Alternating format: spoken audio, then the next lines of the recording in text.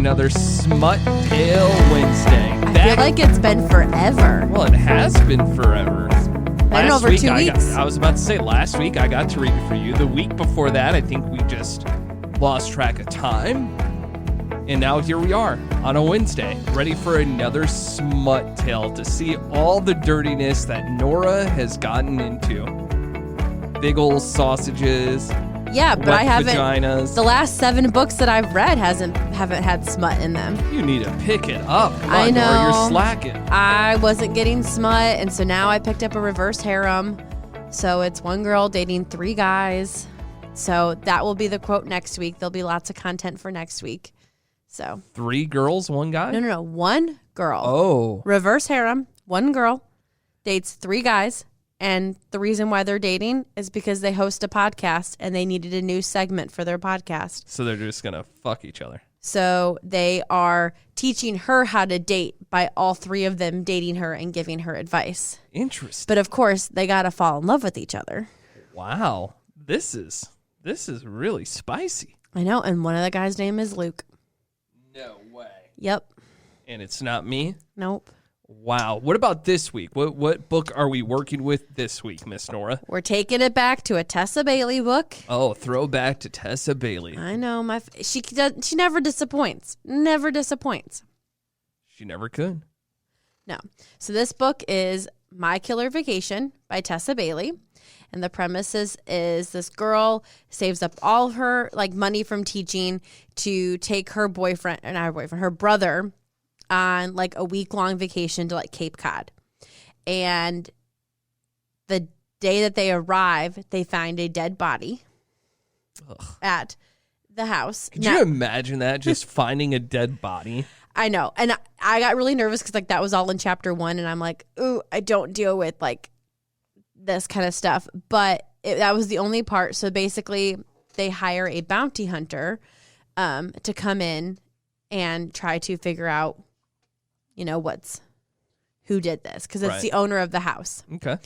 And so the bounty hunter is a grumpy man, and she is the super sweet. So it's, the grumpy, nice trope. So, does she have sex with the corpse? No. The bounty hunter is the nice guy. Is the grumpy guy, and she's the nice girl. And so she's trying to help him solve who did this. And he's like, you need to stay the fuck away from me. Got it. And then of course she wears him down. So got it. Let's hear it. So this is when he finds her vibrator. Because why would you not bring a vibrator when you're going on vacation with your brother? Not weird at all. But his response is, every time you use this thing, remember that my cock is bigger. And I growl against her ear. And I'm somewhere out there thinking of you while I stroke it. So was she in a relationship? No. Then this is my belief on why she brought a vibrator with her. Is she was trying to be courteous and not bring a guy back to the place where her and her brother were staying. That's true. So when he goes to the beach or something like that, she could just whip it out really fast, get off, and then go out to the beach. That's true. So got to be steps and miles ahead. Got to prepare. Be prepared for when you're on vacation with your brother. I mean, bringing the vibrator I think I would is just a lot better than actually hooking up with your brother. With your brother or someone else. I guess, she got to use her vibrator and got to sleep and got the real thing because eventually. Don't ruin it for us, Nora. I don't want you to ruin it. Okay. Don't give all the good details away. Okay. What was the name of this book again? My Killer Vacation. My Killer Vacation. For some reason, it makes me think, could I just give some sort of book report based off of someone that has never read this? Yeah. Just off of the title? Mm-hmm. My Killer Vacation. So obviously, they found this dead body. Mm-hmm. So that's where it kind of checks out. My Killer Vacation. But along their vacation, the sister actually finds the person that murdered that person in that house. They have sex in that house. And then the sister is killed at the end by that guy. Unfortunately, you are wrong. But tell me, would that be a good book? You should write that. I feel like that's a fantastic book. You should hire a ghostwriter and write that. I don't need a ghostwriter. I'll take all the credit for that. Well, a ghostwriter means you would get all the credit and they would do the work and write it for you. I don't need anybody to write it for me. Oh, you have the talent to write it yourself? You should see my essays from back in 6th grade that I had to write. Do you know how to spell vacation? Vacation. Can you spell restaurant? No. That is one that I always have to type out. Like that's the one that your phone has to correct for you? Yeah, okay. 100% of the time. Well, as long as they never go out to eat, or you just use the word diner. Yeah, they go out to a diner, or they go to get a fancy meal or a fancy dinner. Work your ways around that. It's like using the encyclopedia to find a better word, and you're just doing the opposite of avoiding a word. Well, usually you use a thesaurus. Oh, sorry, thesaurus, not encyclopedia. Encyclopedia. No, encyclopedia. You go to look up information. And I'm the bookworm. The dictionary, you would go and look up words and know the meaning of those words. A thesaurus, you could look up a word and be like, oh, okay, here's some other words that are just like that. I could use that instead. I saw a TikTok today that was like, if you read one book a month, you will be this successful in life. If you read one book a week, you'll be this higher percentage, successful in life. And I just thought that was funny because lock me in the morning. Because the people that are in like the smut book community, I don't think that counts for us because the vocabulary that we learn in our books probably will not help us get raises at our jobs. Should try. And I don't really feel comfortable going to my boss and using some of the language. I think you should. Okay. I think you should. So Nora has this girl on her TikTok. Her name's Kiera Lewis, and she's yelling in the background right now. But she is hilarious. She gives the best book reviews. The first time we ever found her was her reacting to country music and some of the hot gentlemen that are in country music. And now she's starting to read. She's getting all these spicy books, and she's doing spicy book reviews on TikTok. And she's become really good friends. She started reading a Colleen Hoover book, and Colleen Hoover reacted to her video and then sent her a whole bunch of books. And a lot of her books are signed. I just love this girl's energy. Oh. If I could bottle all this up and use it throughout my lifetime, I would be in good shape. Yes. But, I mean, I'm a bore. But before I get to playing it here, I lock my phone, unlock it, and then that's what happens. I have read the book that she's reviewing, and I will say that is the book that I rate. Like, that is the book, that is the standard of smut. Okay, let's hear what Kiera has to say. Fuck me in the morning. Oh, this is looking so good. I'm on the epilogue part. Oh, not me pronouncing it correctly. Back up off of me.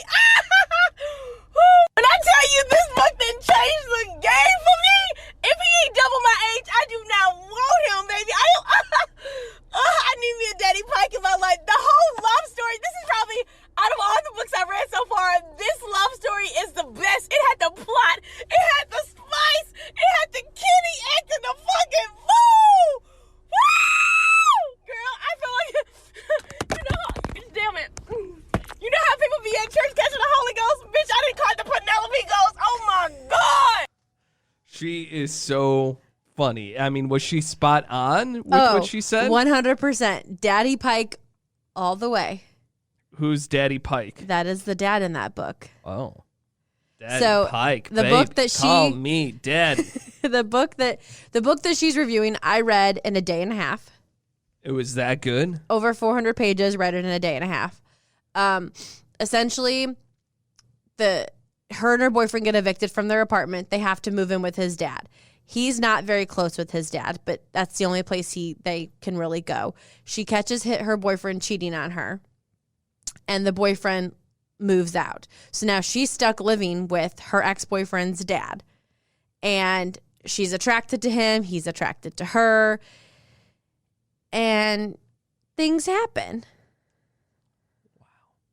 My mic is my mic on? I don't know if my microphone's on. Oh, for a second I started to talk and I didn't think my microphone was on. It's on. It's on. I was gonna take a sip of water, so I thought I hit the. Oh, hit the off button. No, but some of those scenes in there, Kiara had it all right. she had it all right. She, I think, would be someone that could be featured on a television show.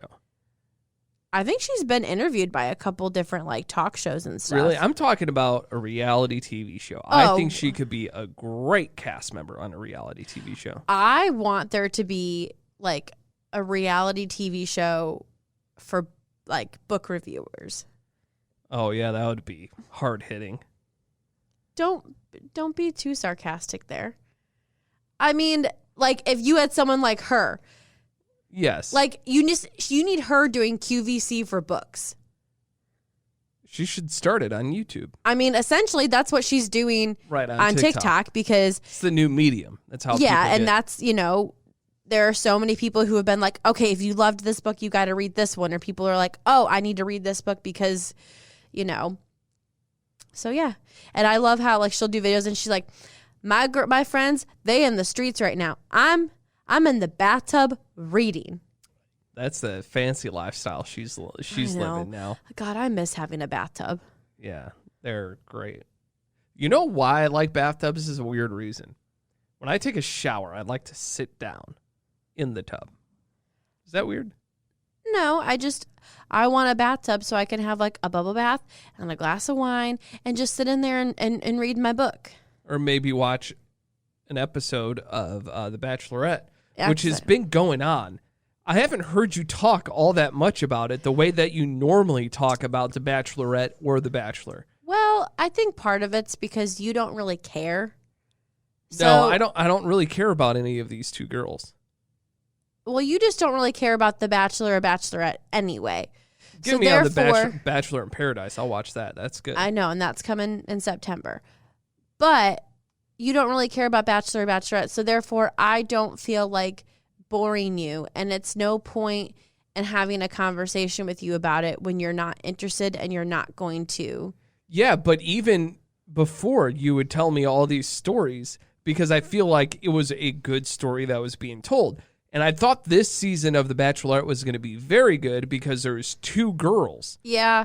They had potential. It's really weird. Essentially, yes, there's two women, but they did like the first couple weeks where all the guys were together. And then after like I believe it was like on the third week, they were like, okay, if you accept a rose from Gabby, you are only pursuing Gabby.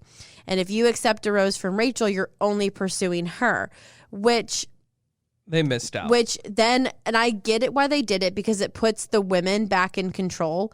Because if you let the guys go back and forth between them for the entire season, the men would be in control and they would get to kind of have like, well, if Rachel doesn't want to keep me, then I'll just stick around for Gabby. So I get why they did it to give the women some form of control on this. But then they separated the guys. So now like they're on a cruise ship touring like Europe, and Gabby's men are on one floor of the cruise ship and Rachel's men are on another floor, and they don't get to commingle with themselves. But don't you think this isn't real life? If both of these girls, all right, are out there at a bar. There's all these guys, okay? Yeah. If he sees a girl one weekend at a bar, okay, they dance, they have a good time. The next week, they go out to that same bar. He sees the other girl. He starts dancing with her, having drinks with her. That other girl sees all this happen. That's instant drama right there. That's people fighting against each other. And I think that's essentially... That's why they should have done it. I know. It would have made great television. I think that's essentially how they planned on doing it. I think to start, that's kind of what they planned because they wanted the drama. They wanted the go about. But after week 2, the girls went to the producers. And again, you don't know what stage and what's not. But the girls had gone to the producers and we're like, we can't do this with having the men get to choose between the both of us, because like because then during the rose ceremony, the girls would literally have to sit there and you only get so many roses. So they would both have to agree on the same man. So they would both have to be physically attracted to the same guy to keep him. So they'd be like, oh, you like Logan, I like Logan, we can keep him. Oh, well, you like so-and-so, I don't like him. See, but what they could have done, they could have done challenges throughout the week, right? Where the girls could earn an extra rose that they could have used to pick someone out. Yeah, and then but also it was the drama when it was that ceremony of like, if you accept a rose from Rachel, you're pursuing her, and versus Gabby, because Rachel gave out like 4 roses and had 4 men deny her rose, and they were like, no, or maybe it was only 3. It was like 3 or 4 that they were like, I'm more attracted to Gabby, and then her rose got taken away, and she lost a guy.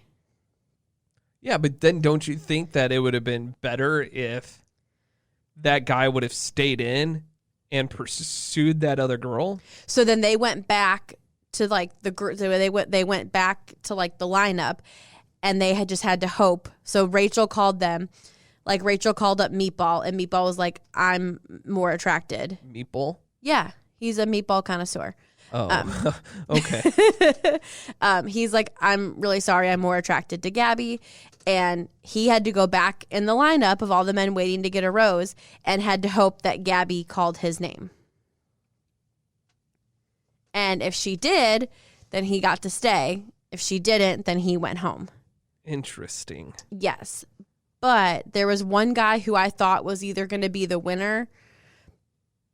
I guess it's hard to say it's not really a winner, kind of is, but like I thought he was going to be Gabby's pick for the final, or it's going to be between him and Eric. But he has a daughter, and Gabby kind of realized this past week, she goes, I really have strong feelings for him. She goes, I can see myself being engaged and starting a future with him as who he is on this show. She's like, but I know when the show's over with, he has a daughter he's going home to. Mm-hmm. And she's like, I have to make a decision that includes his daughter.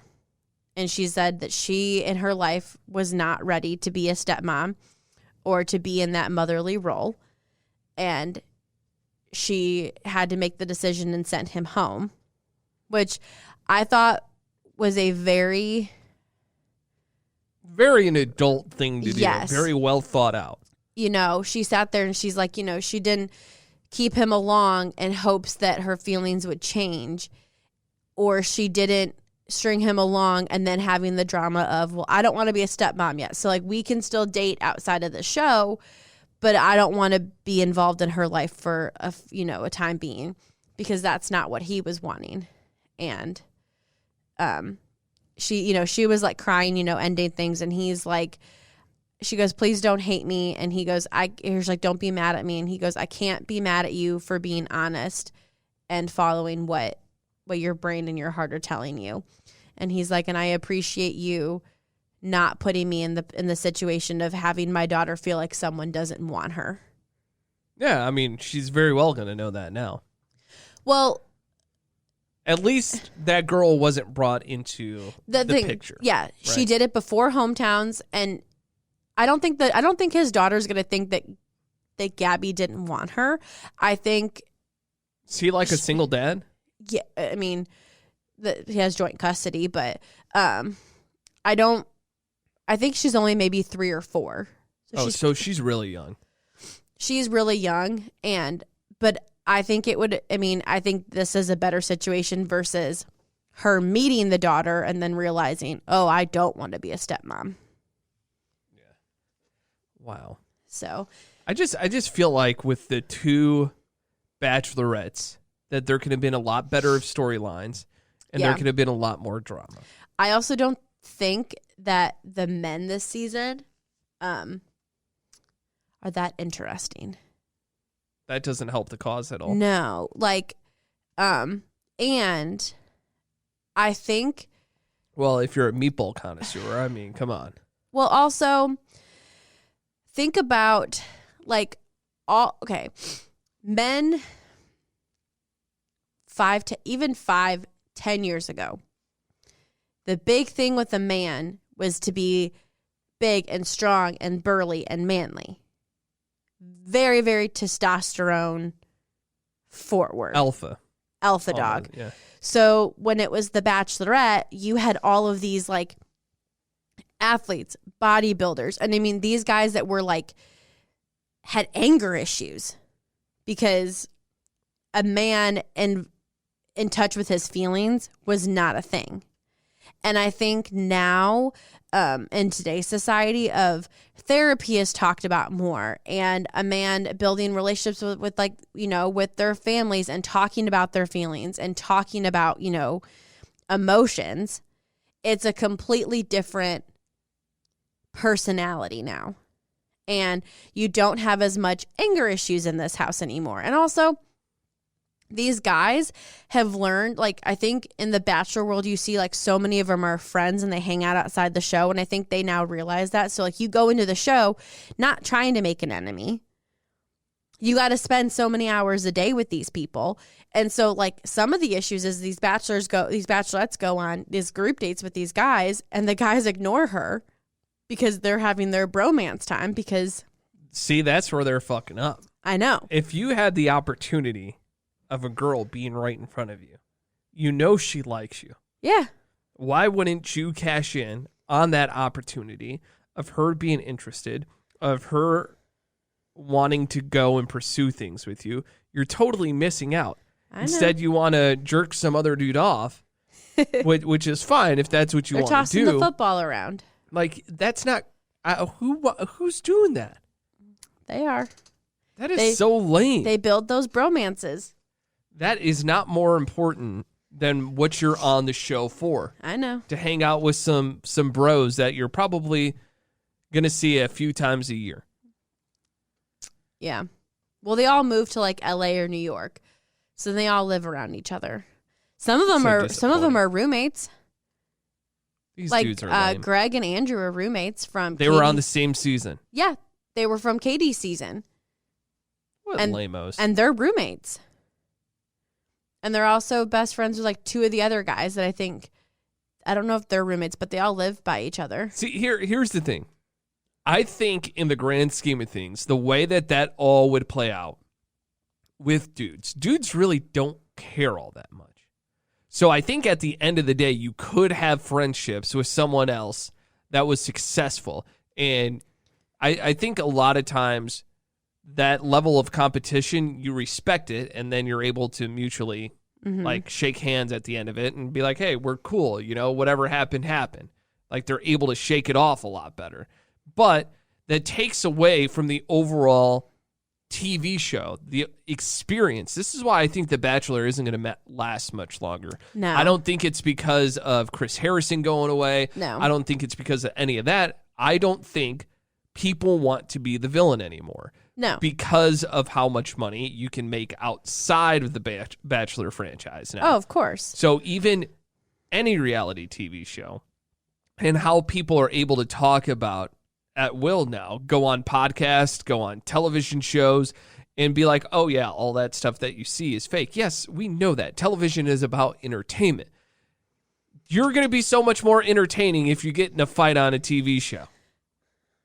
Yeah, there really or if you have some sort of beef with someone on set. There really hasn't been any fights. I mean, the last like big drama, I think was when Hannah Brown was Bachelorette, and one of the guys, Luke, told her that he couldn't marry her if she didn't agree to be like a born again virgin. It's an odd request because he was very like in tune with his faith and born again. Yeah, so dumb. Well, he was a born again. He was born again. He was a reborn virgin. You can never be reborn. I don't know. He reclaimed his virginity, I guess. I don't really know. But he kind of had made comments to her like, He couldn't picture himself with a woman who has had previous relationships with men and had been intimate with other men. And then especially in the fantasy suites. But yet he's had sex before in his life. And like he had kind of made a comment, at least this is how I took it, that like even if she went to the fantasy suite with one of the other guys, didn't sleep with them, didn't have sex with them, but she went there and like spent the night in the same bed with him, like he would not accept her. What if she invited him though? He was okay with that. Yeah. Territory sort of thing. And so she sent him home, and he had showed up to the rose ceremony, and she was like, no, I've already sent you home. We're done. He's like, well, I'm not done. See, I'm still standing here fighting for you. And you're a loser. Gone. Scram. She picks up the podium and walks around him and like tries to, redo it. That's probably like when like the last big drama, or Colton. And how many seasons ago was that? 3, 4? Probably it was 2019. Oh, so a long time ago now at this point. It was, because there's usually two seasons and a Bachelor in Paradise. So 3 seasons. Because it was Colton was the Bachelor, and that was the one who was the virgin, who's now gay, and then she was on his season, and then it was Hannah was the Bachelorette, and then it went to Peter Bachelor. Do you think at some point, the next thing is to get a same-sex season? Because I think that's next. They had talked, there was talks about doing like a bisexual season or a same-sex season, but their only biggest concern is if you do like a same-sex season, the guys in the house could start building relationships with each other and then not be interested in. Oh, yeah, and I get so, that. Which again, if everyone finds love, it's the whole purpose of the show. Purpose is to find love, and I feel like it would be great content. I mean, yeah, I think it would too. Either if they did men or women. I feel like it'd be like the Tila Tequila. Oh man, that was a fucking TV show. Let me tell you, I loved that show. It was on VH1. So I feel like that would be, I thought she was so hot back in the day. Not now. I haven't seen a picture of her recently, so I can't comment on that. But back in the day when she had that TV show on VH1, I'm like, oh man, woo! If I could just be one of those guys in that house. There were so many TV shows, reality TV shows that were on at that time on VH1. There was that Real World. No, that was on MTV. Oh. I'm trying to think. There was Flavor of Love. There was a girl that was on that show on Flavor of Love that ended up getting her own spinoff that was called I Love New York. And then what channel was like Girls Next Door on? Girls Next Door. Cinemax, probably. Oh, you're talking about the E on E. You're talking about the Playboy thing, right? Girl, is that what it's called? Girls Next Door? With Hugh Hefner I when thought he was it was alive. Girls Next Door. Maybe it is. And Holly and Bridget Kendra. And Kendra. Yeah, I actually just saw something, the headline that was talking about Bridget from there. They were, she and Holly were on, what's her name? So they've had be in threesomes together. Yeah. Well, I read Foursomes. I read both of Holly's books. I don't think I read Kendra's, and I don't think Bridget has one. But I read both of Holly's, and like red flags. Like, I mean, it was, God, that house was. Red flags with Hugh? God, yeah. No. Well, I mean, just like the whole premise of the house and how it's a Playboy house. But like how they con you, like how they conned her into that house. Like Holly went there for like a party, and then it was like, I mean, it literally was. Have you ever seen the movie? What's the Playboy bunny movie? House Bunny. House Bunny.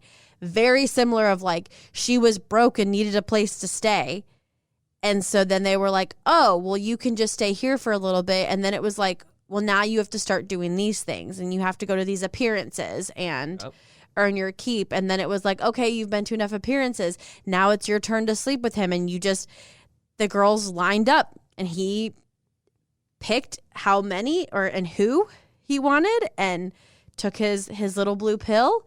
And, he only in the interview that Bridget just did, and I cannot think of the woman's name. I can like picture her face, but she just did an interview on her podcast. And she's a big comedian. She's older, has like brown hair. I don't know who you're talking about. But she's like, it was less than a minute, usually about 30 seconds. So at least it wasn't long. Yeah. There is the plus side. It's not Whitney Cummings, is it? No. Female comedians, older. Trying to think off the top of my head. Whoopi Goldberg. No. Who would be another female comedian? I know, Ellen. No. Rosie O'Donnell. No. Trying to think of other female comedians. It would have been brunette, you said, right? Yeah. Not Amy Schumer, right? No. Who was another female comedian that... I literally just saw the clip of it, too. It's okay. By the time we get done recording this, you're going to find it. And then you're going to say, hey, could we re-record that ending there? Because I got the name. I know.